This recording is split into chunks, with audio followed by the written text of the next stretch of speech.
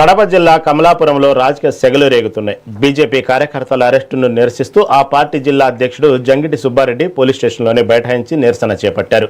Arrest చేసిన వారిని వెంటనే విడుదల చేయాలని, అప్పటి వరకు తాను కదిలేది లేదని ఆయన స్పష్టం చేశారు. పోలీసులు సర్ది చెప్పే ప్రయత్నం చేసినప్పటికీ సుబ్బారెడ్డి ససేమిరా అనడంతో ఉద్రిక్తత పెరిగింది. స్టేషన్ వద్దకు బీజేపీ శ్రేణులు భారీగా చేరుకుంటుండటంతో పోలీసులు బందోబస్తును కట్టుదిట్టం చేశారు. అది కొందరు స్పోక్స్ పర్సన్ తర్వాత మాట్లాడారు. యూట్యూబ్ ఛానల్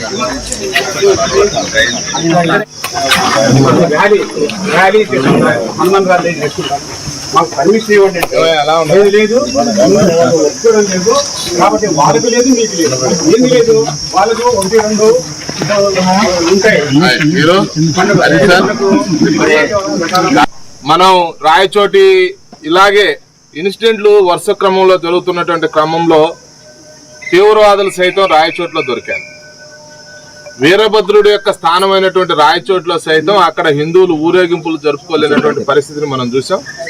ఇప్పుడు తిరిగి ఆ సంస్కృతి సాంప్రదాయాలు బెదిరించుకొని బతకాలనేటువంటి ఆలోచనకి కడపలో ఉన్నటువంటి అకతాయిలు రావడం ఏదైతే ఉందో వాళ్ళల్లో కొందరు గంజాయి ముఠా కూడా ఉంది.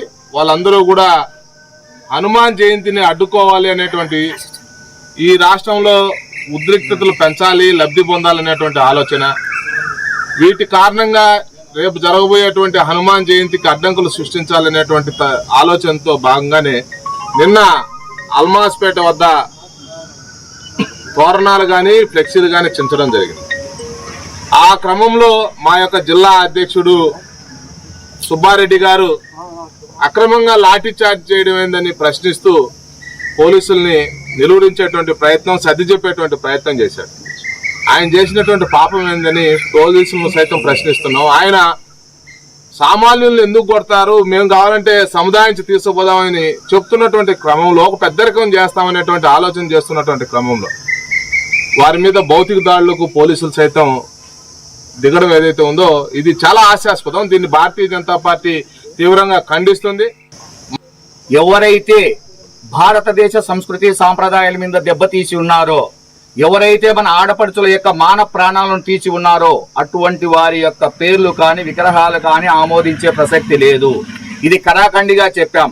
కడప నగరంలో చాలా వరకు రోహింగ్యాలు చాలా మంది ఉన్నారు, కొత్త వ్యక్తులు ఉన్నారు, వీళ్ళ మీద నిఘా ఉంచండి అని ఇంతకు మునిపే నేను జిల్లా అధ్యక్షుడు కాగానే ఎస్పీ గారికి రిప్రజెంటేషన్ ఇవ్వడం జరిగింది.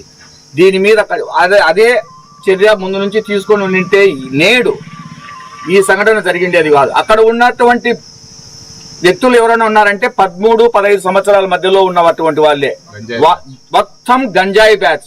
ఈ గంజాయి ఎక్కువ కావడం వల్ల ఇటువంటి సంఘటనలంతా జరుగుతున్నాయి. ఏదైతే ఎంఐఎం నాయకుడు అనేటువంటి అలీ అనేటువంటి వ్యక్తి ఈ విధంగా ట్రోలింగ్ చేస్తూ మత విద్వేషాలు రెచ్చగొడుతూ కడప యొక్క సామరస్యాన్ని దెబ్బతీస్తున్నాడు. ఇతని మీద ఖచ్చితంగా చర్యలు తీసుకోవాలని మేము డిమాండ్ చేస్తున్నాము. ఎవరైతే మా కార్యకర్తల మీద కానీ మిగతా హిందూ బంధువులందరి మీద ఎవరైతే దాడి చేసి ఉన్నారో ప్రతి ఒక్క వ్యక్తిని శిక్షించాలని కోరుకుంటున్నాను. అంతేకాకుండా ఏదైతే నిన్నటి దినాన మా యొక్క భాజపా నాయకులను, సంఘ నాయకులను, హిందూ బంధువులందరినీ ఎవరెవరి మీద అయితే కేసులు పెట్టి అరెస్ట్ చేసి ఉన్నారో ప్రతి ఒక్క వ్యక్తిని ఖచ్చితంగా విడుదల చేయాలని ఎస్పీ గారిని, కలెక్టర్ గారిని ఈ సభాముఖంగా తెలియజేసుకుంటున్నాను.